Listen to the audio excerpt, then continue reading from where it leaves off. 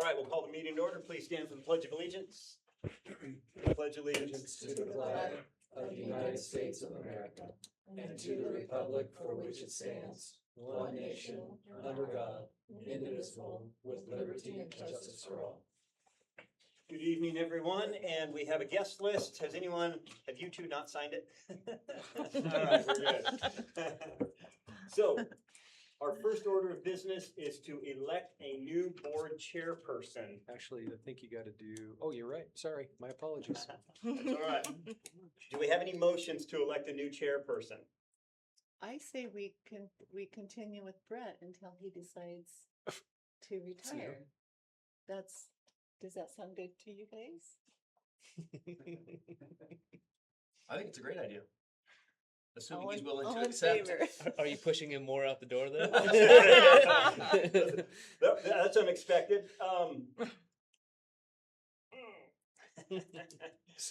Is that a motion, Mrs. I make a Stevens? motion. Okay, is there a second? I'd like to know his feelings on it before I second. Well, my feelings are maybe counter to, I'll agree to it, but my feelings are not in favor of that, but I would agree to it. That's the best answer you could have possibly given. Exactly. We didn't say no, so I'll second. Okay, so it's been moved and seconded that I stay in the board position a little longer. All those in favor signify by saying aye. Aye. Opposed, same sign. Opposed, same sign. All right, motion carries. Thank you, Let's Brett. elect a Yes, vice thank you. chairperson. I elect Ruth. I second it. Okay. It's been moved and seconded to elect Ruth as the vice chair. All those in favor signify by saying aye. Aye. Opposed, same sign. Motion carries. All right. Number 2, approval of the minutes of the regular and the special board meeting from, June 22nd. thank you, June Was it What? 22nd? June 22nd. Well, Okay. June 20, yeah. I have one that says June 8th draft and one that says June 22nd draft. What was the Somebody second lied. Monday? I don't think it was either of those days. I don't think it was either. Second Monday? It was, The Second. June 8th. June 8th. June 8th. it was June 8th. June Yep. 8th, So okay. June 8th, regular and special board meeting. Okay, I move to It's the 8th. Approved. approve It's the 6/22. minutes and the executive session or special work session Yeah. on June 8th, 2026. I second. All right, it's been moved and seconded to approve the June 8th, 2026 regular and special board meeting. All those in favor signify by saying aye. Aye. Opposed, same sign. Motion carries. Just a point of clarification, are we approving the 622 ones as well? We didn't have a 622. Wasn't that the special meeting we had about the bond? Oh, that's what that was. Yes. Yes. By golly, Yes. that was the special, pardon me, was the bond draft. That's Yep. So the you 22nd probably need to was. do a motion to that. Thank you, Mr. Yep, Rockwell. thank Yeah. you, Spencer. Thank you. All right, so we need to approve, we need to back up and do that again. We need to approve the regular board minutes from the 8th and the special from the 22nd. Okay, I move to approve June 8th and the special session on the 22nd for 2026. It's been moved, oh, and a second. Second. It's been moved and seconded to approve the regular board meeting on June 8th, 2026, and the special board meeting on June 22nd, 2026. All those in favor signify by saying aye. Aye. Opposed, same sign. Motion carries. Reports, Mr. Drill, or prioritize the agenda, Mr. Drill.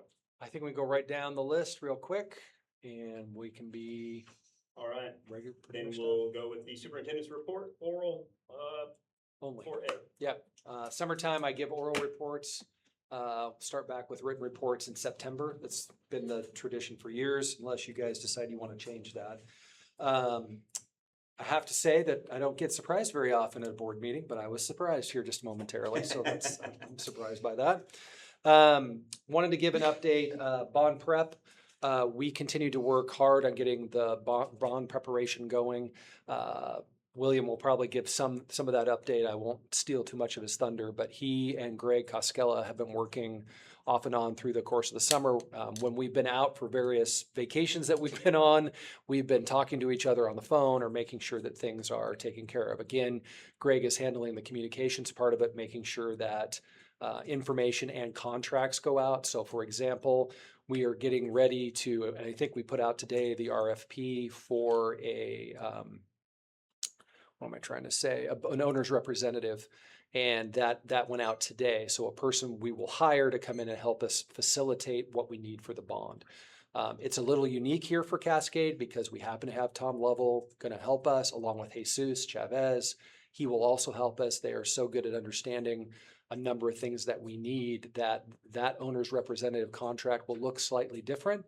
So looks like a little more in concert with the two guys that we have on staff. And that will be helpful. That part of it is, again, we checked with Lisa Freely, who you just talked with. She's the one that built an original contract that a different district used. We took that contract and modified it, fit for us. We went from there. It's good and ready to go. So from a bond prep perspective, we are ready. William also spent extra time making sure that, hey, is there something we can do this summer or into the early fall before we get the bond proceeds? And he found out that, yes, that is okay. So we are probably 24 to 48 hours away from at least a initial bid to do some roofing. Which would really help us so we can kind of get some movement on that. So we're working on that right now. I haven't talked to William yet because we didn't get a chance to talk today, but we will be meeting with Tom and Jesus either tomorrow or Wednesday, depending on our two schedules. So we're going to work on that. With regard to getting schools ready, this is the time right now, right? So people are like, oh, yay, it's summer. And for people that work here, it's like, oh, cripe, we have 12 weeks to get all this stuff done. And they are moving and hustling quickly. So there's remodels going on, there's painting going on, the regular waxing, cleaning, sanitizing, all that stuff and information's happening every day. They're moving from building to building to building. I would say right now they are on schedule. I don't think we're behind, but I know that we're not ahead. So they're on schedule, and please be reminded that we are starting a week earlier than normal. So they don't have an extra week to get, if something doesn't quite get worked out, we are on a very short leash, quick timeline. So they're working on that. In a couple of weeks when we do the August board meeting, I can give you a better update, but I feel like we're right on schedule where we need to be. We also ended up moving 50 lockers out of the high school and moved them to the junior high because of the large 6th grade class they're coming in. So that meant unstrapping them from the backside of the old gym wall and seeing that those tiles from underneath that from 1948, those were probably there when some of you went to school here. So those need to be cleaned up and taken care of. The old science rooms were gutted in the high school and redone. Jesus did a lot of that work on his own. And for the health classes that are in there now, bays have been put in so students can work. I mean, it's pretty amazing where the very old storage of all of the chemicals that we used to have, all that's gone out there and redone. So, it's just been moving 1,000 miles a minute. Can we get a tour? Absolutely. Happy to show you around. I think Jesus would love for it to be completely done. He's not quite there yet, but in between making sure he's managing all of his people, he's also just doing that with a couple of kids helping him. So doing a great job. And then finally, budget. We also have a meeting tomorrow, so it will be William and Jay from finance, from HR. We will also have Brian in the room who manages federal funds, SIA, Measure 98, and Kathleen will be there as well in special education. That really encompasses about 95% of our workforce between those 5 people that we can sit down and make sure that do we have everybody exactly in the right spot for the right amount of money. And while we've done that before, I'm telling you this now because much like 2010, 11, 12, when we were really short on money, those conversations become really important so we don't miss anybody. We make sure we have everybody at the right amount of hours. There's no glitch in the system somewhere. Oh, we forgot so-and-so. None of that happens. You would think, well, how would that happen? Well, when you make sure that different systems talk to each other, sometimes things aren't quite the same. So some of our systems do a great job of matching up, others not quite as good. And we're not the only school district that's in that boat. So we're working to make sure that all those pieces are in place that we know exactly when William comes to you in September and says, okay, we've done our first payroll, we are right on the mark where we should be good to go. So that's been a really, really big ask and a lift for these guys when summer is supposed to be happening. These guys don't have a summer. They've just been working. And lots of pick up the phone and talk to each other along the way. And that's what you pay us for, right? That's how we handle it. So Kathleen was back in the office this week, off and on, and Brian's in and out this week, full time again next week. And we're all back to making sure that we have everything taken care of. So questions from my end, these guys can also help fill in as well. Darren, is everybody back the first week of August? Administrators are essentially back the first week of August. Okay. I'm going to be, every other year, I take the administrators to the state summer conference. So this is the other year. So a lot of them will be there. I've got to go down into Eugene next Monday, Tuesday. Okay. But then all of the administrators will be here for our retreat next Thursday and Friday. So Which that is here. one day will be at the golf course in Staten. That's our Okay. big retreat, Okay. right?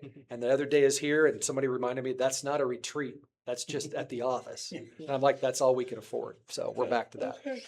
So that's where we'll be.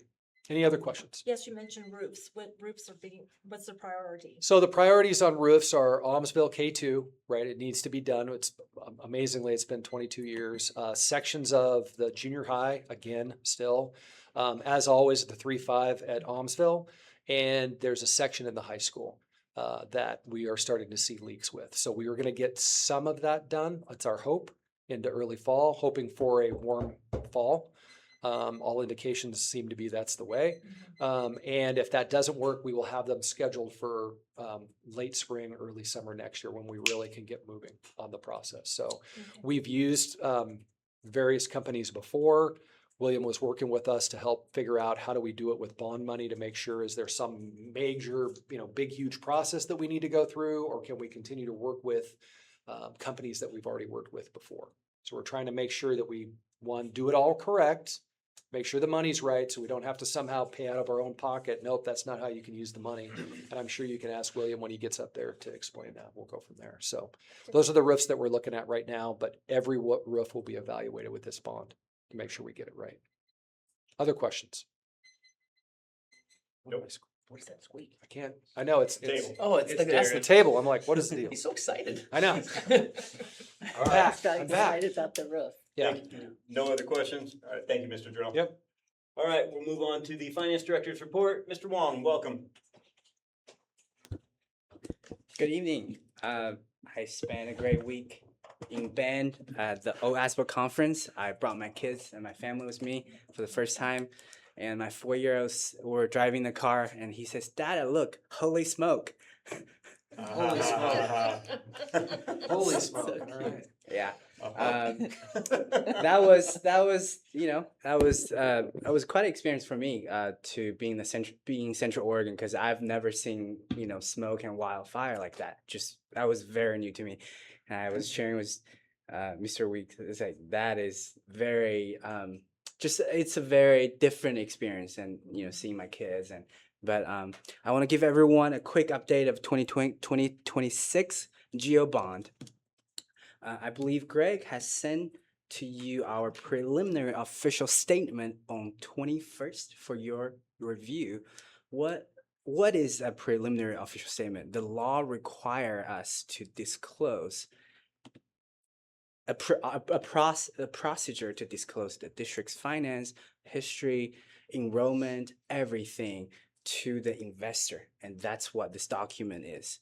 So please have a chance to review, and we're scheduled to post it to the public and the investors tomorrow. So that was something that Greg and I have been working all summer, just trying to, we need to make sure that the statement is accurate, nothing but the truth. And I did review it. It does look accurate, by the way, just FYI. And Darren had mentioned that the RFP has posted today. We're going to hopefully get, Greg has already mentioned that there's 2 potential proposals. So we will give everyone an update when we have more information. And the scheduled day for the closing is the 19th.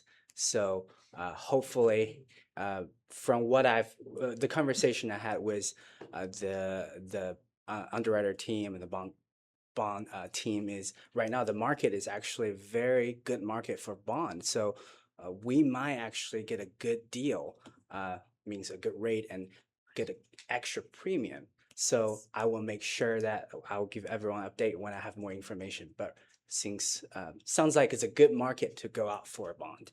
So that's on the good side for us. And I would also like to give a quick update of per site account. During the May during the May budget committee meeting, I presented that from the Piper's projection, our site account is projected to run out completely sometime around February 2027. Do you remember that chart? If you remember. That projection was prepared by Piper using the most recent PERS actual information values of the year 2024. So till today, at the time, that was the most accurate information that public school can get from PERS and from a professional finance company. And till today, PERS still doesn't have 2025 actual valuation. It will be posted sometime in the fall this year. So at that time, this was a projection rather than a guaranteed time. So earlier this month, the week before I went to Bend for the OASBO conference, we received a notification from PERS that our district site account rate offsite will be discontinued in August, which means our site account has ran out sooner than Piper's projection. And I have brought this attention to, the moment I got it, I brought this attention to Mr. Drill, and in the conference, I brought this attention to OASBO, and PERS actually presented at the conference. And so this is a very new situation for PERS as a pension system, because when they created site account 20, 25 years ago, no one was seeing what's happening. And PERS, if you recall in the budget meeting, I said, after I got the projection from Piper, I contact PERS, and PERS says, sorry, we couldn't give you a date or even any kind of estimation. So at this conference, PERS had established a new, PERS has shared with the business officials and the public schools, and they have established a new unit focusing on how to help the public school, how to notify us as soon as they can. Right now, they can only notify public school 1 month before the site account turns off. So they're trying to build their projection. However, in the meeting, they had numbers and lines, and what business official called is they were using, for example, they were using 2.1 for June payroll ratio, where when we looked at it, we asked in the presentation, we do 3 payrolls in June. Why did you use 2.1? And it was a little awkward because to us, we don't believe PERS were very prepared to run this projection for us. And it's not very easy for PERS as a system to figure out this because it's a brand new situation. So with all the information, we have to very carefully evaluate from now on our budget to actual compare every single month. I will continue to present every month what I usually do, our budget and our actual, and compare to last 3 years. And I am currently calculating what does this early running offset account means for us dollar amount wise. PERS doesn't have an answer either. So I'm trying my best to calculate. I'm asking help from other school district. And the good side of this story is there's no more surprise for us. Ours is already ran out. For other school district, they're kind of like, oh, when will we get an email? September, December, February. So that's why PERS is working really hard because in Oregon budget law, if that amount of difference that in your assumption and your actual budget is different, it creates problems. So PERS is working really hard. I think Cascade is one of the early school district that our side account got turned off. There are school district earlier than us. For example, Baker School District, their side account went out in February. So they have been already dealing with it. So a lot of information. I am 100% focused on calculating the dollar amount, the difference, and I'll report to Mr. Drill, and then we will evaluate for this year.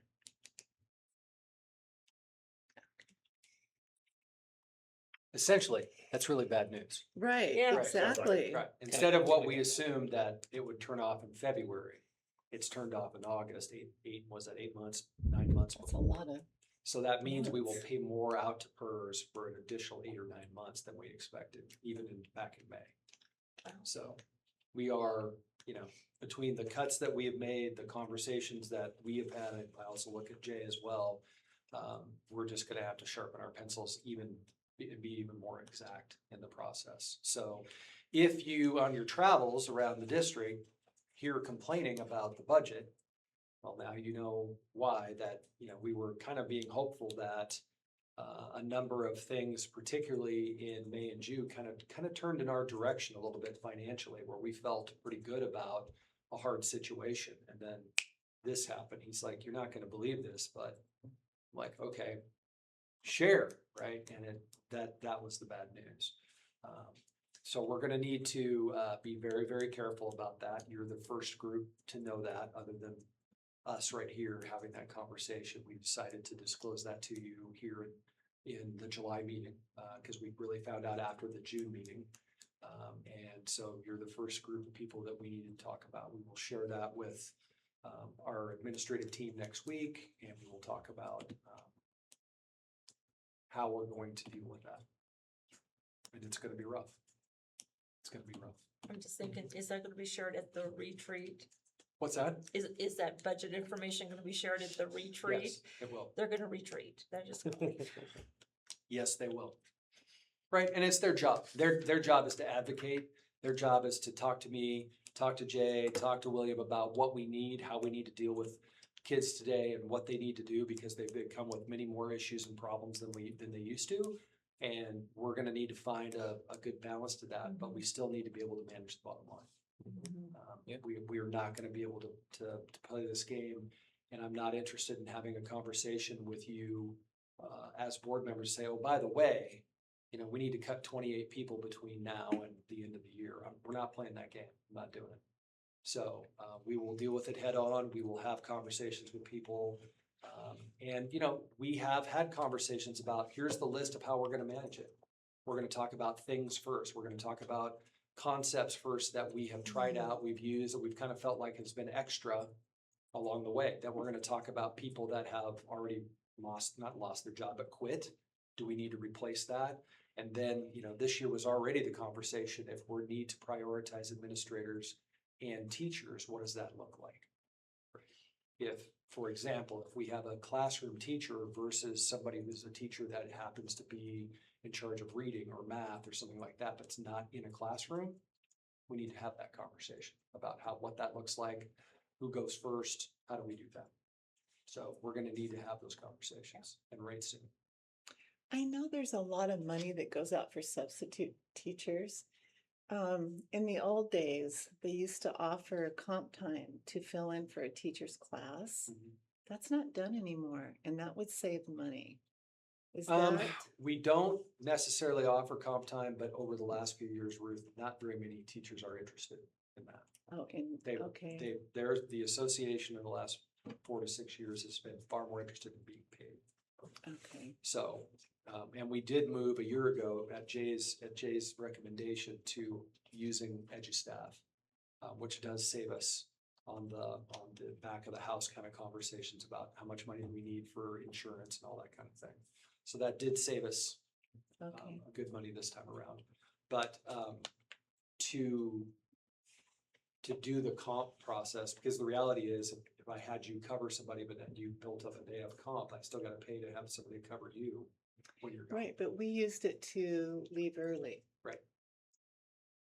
Or on grading day, or although some teachers do anyway, but you know what I'm Yes. saying, on certain days they could. Yeah. And little bits and pieces can be helpful. I mean, I've said over and over again, pennies add up to nickels, it adds up to dollars, we'll figure it out. Yeah. And we can take a look, but this kind of shut off is expensive. It's over $100,000 per month, more than we expected. So the numbers for PERS are just far bigger than most people grab onto. So William, what are schools like Baker City doing that have already hit the wall on this? I know that they had big layoffs. Okay, You know, if you remember the presentation I did, 92% of our general fund goes to salary and benefits. And you know, I use this metaphor as really the problem of PERS today. It was really a problem 40 years ago. You know, you there's no eggs because there's no chicken. So I mean, in the newest group of schools that wants to go out for us, pension obligation bond to offset rates is 67. So every school is trying to figure out how can we do this, because to us it's, you know, $100-something thousand a month, but to some other schools it's, you know, I can't imagine Portland Public. I can't Right. imagine. It's So it's over $1 million is what Portland Public said to us. A month. So, and you know, and the thing is, there's no way anyone can tell us a specific date or a projection, or even there's a projection, but it's not lining up really good because PERS actual report is always 2 years behind. So, That seems illegal. A financial institution doesn't know their own numbers. That's wild to me. you know, I want to say this: when we brought this to our business manager conference, we're like, this is hard for us to process, because if we were a private business, you're talking about millions of dollars difference in, you're just telling us a month ahead of time. This is kind of shocking to me as well. Yeah. The way PERS was built, it was always built on the idea that they look back from the previous biennium. That's the way it was built 45, 50 years ago. So they're gonna make rate adjustments based on what they saw, and because the state of Oregon does bienniums 2-year cycle, that's why it works the way it works. I understand why, but in today's world, like I think William's saying, is I don't know if that's the best way to do it. Obviously not. But then shouldn't you still make projections? Shouldn't you still, I guess they They're are. trying. But They're but trying. you're saying they're so far off base, that doesn't make sense. How, Their projections, right? They take the money and then they invest it. So if the investments don't go well. gotcha. And remember, in the 70s, they guaranteed a 6% in No, I return. understand, like, in the past why we're here. Yeah. I just didn't understand why this. I mean, you've heard me say before, somebody in 1971, 1 or 2, whenever they did it, sat around the table and they had to have said, if they have any knowledge of money, this 50 years from now, this thing's not going to be good. Well, But you could say we the won't same be thing here. about Social Security, though. Right. Yeah. It's the same Ponzi It's the scheme. same thing, right?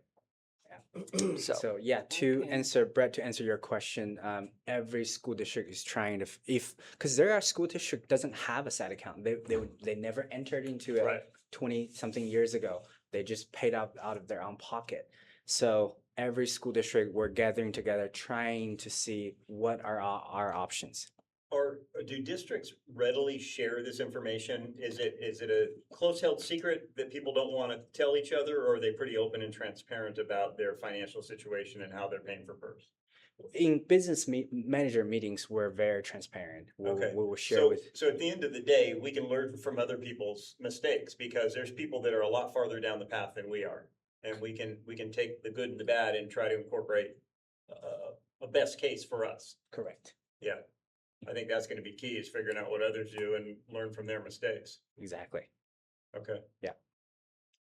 All right, I do have another question before we're done. So any other PERS questions? No. No? All right, can I change the subject? Yes, sir. Okay, so when the district gets monies in, I'm assuming most of the time, those are like direct deposits. When we get this bond money, those are gonna get direct deposited in.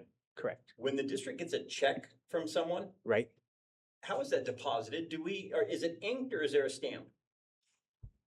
How do you endorse a check? When someone gives district a check, Mhm. it goes to AP and AR, and we deposit to the bank. So do we have a stamp? Do we have an endorsement stamp or are we putting ink on the back of it?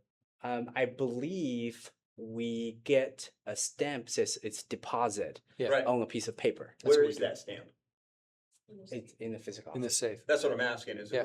are we stamping or are we inking? You're saying we stamp. And so we have one stamp, two stamps, four stamps? I actually don't know that. I'm sorry.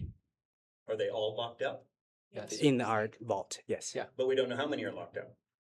That I never had. I'm sorry, I never had that conversation with my staff. Okay. Yeah. Because I'm just asking from a security perspective, that those things are, we could have a lot of fraud if they're just floating around anywhere. So I was just curious how many we had They're- and what our protocol was for keeping tabs on them. They're kept in the safe. The last time that we had that conversation, I want to say 4 years ago with Scott, was there were two. Okay. There were two stamps. Okay. And only Scott and our person that manages the ins and outs, Katie, and this, was Bobby for years. They're the ones that manage that process. Who has, is it combo or a lock? The safe? The safe is Who combo. has the combo? Only 2 or 3 of them over there. That I don't have that combo. Okay. I'm just curious what Yeah. our protocol was for keeping And tabs on that stamp. including that kind of conversation, the people that do our audit check on that.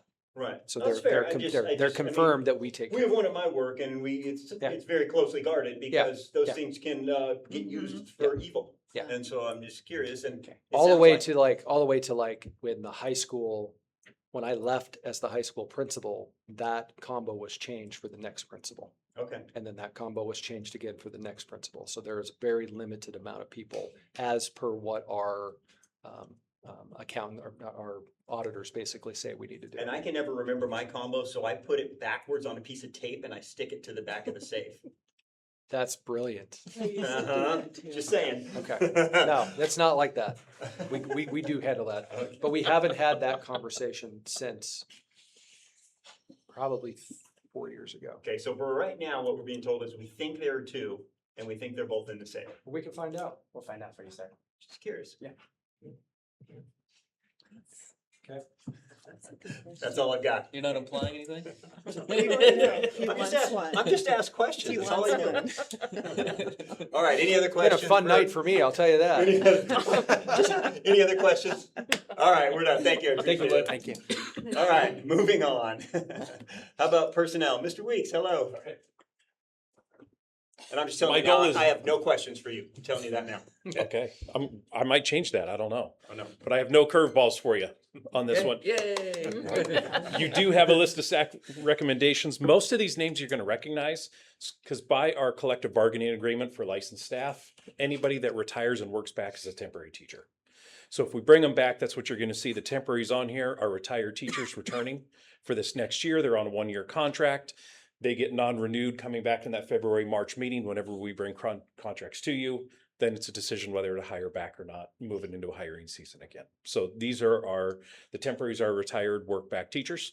There are 3 new teachers to the district in here. When I say 3, I say that a little loosely. Nolan Kramer is not new. He was with us last year as a young teacher. He is back with us though next year. We're just officially bringing him into a contract and out of temporary status. Into that, be a 2nd-year teacher for us. Shannon Flores is coming to us here from Salem Kaiser, actually, for special education. And the 3rd, there's Elias Stuckert, who is coming to us straight out of college, actually. Excited to have him. Has family also in the district, so Okay. it's great. Perfect. All right, any questions? No, thank you. And we'll move on to staff retirement. Yeah. So we are celebrating our third sixth grade teacher, actually, who's been with us to institute a model that has had a lot of great success at the junior high, and one of our third kind of founding members, so to speak, retiring at this point, and that is Winona Bielenberg, who is ending her career here with us this year. And that's actually the temporary teacher we're elevating up is taking that place in there. Wonderful. Okay, questions? No, all right, thank you. All right, moving on, we've got public comment. It appears we have no public comment. No public comment. All right, we will move on to the resolutions. And I've got, thank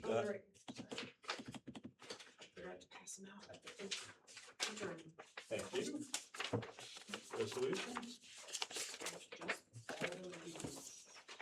All right, you got it. Okay, resolution 8A, resolution regarding nomination and election of board chair.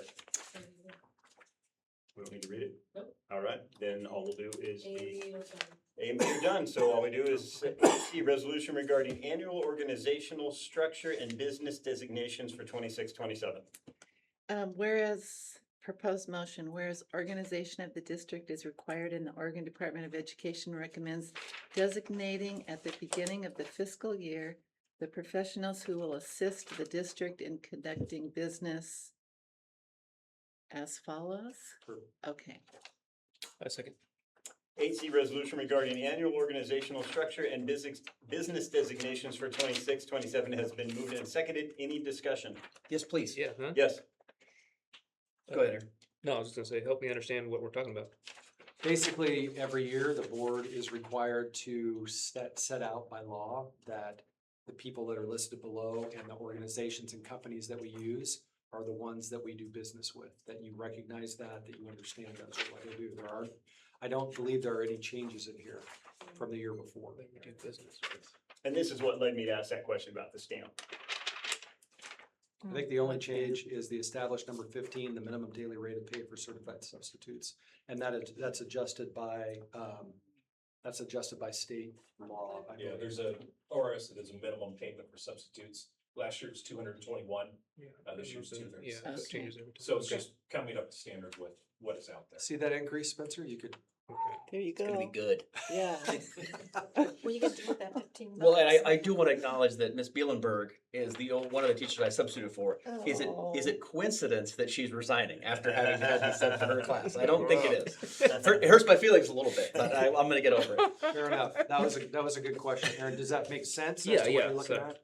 Okay. So my question was about number 7 with I know I'm a one-trick pony about the designation of legal services. Great. We've got everybody under the sun on there Absolutely. in the school world, and Yep. so I guess my questions are, what does the WSD do for us in terms of legal services? The WSD over the last few years has decided to hire their own legal counsel. That's become a trend.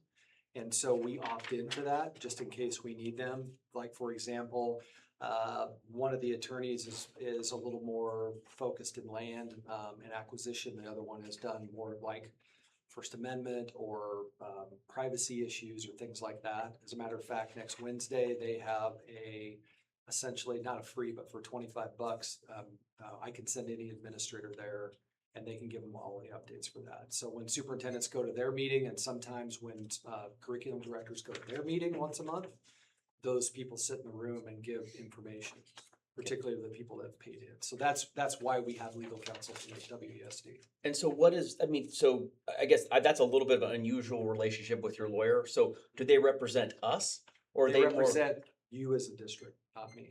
Right, so or do they bill us hourly then? No, because we pay an amount of money into the ESD for that extra service. That billing is, if we go like way overboard, I think way overboard is like over 400 hours in a year. Okay. I think that was the last number they gave us. We've never been close. I have some colleagues of mine are like, I don't think it's worth it. And I'm like, I think you're crazy just to pick up the phone and call others. I would say to you, Gary Heeman Robinson, Paulus Jennings, and Comstock, as you're well aware of, we haven't used in a while, but we have used a couple of their people in the last 5 years, just because either Lisa at the time or people at the ESD were like, not really my specialty, do you have somebody else? Yeah. So, the Hungerford Law Firm is all special ed. I mean, that is their expertise, that is their that is their background, so.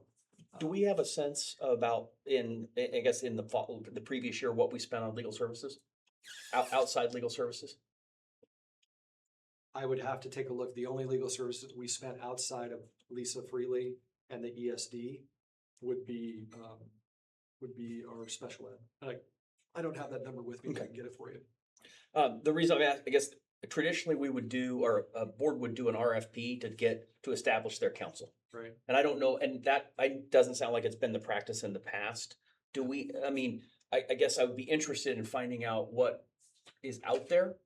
I mean, the OSB thing, it sounds like a great deal, but Garrett Heeman and Hungerfords are not cheap.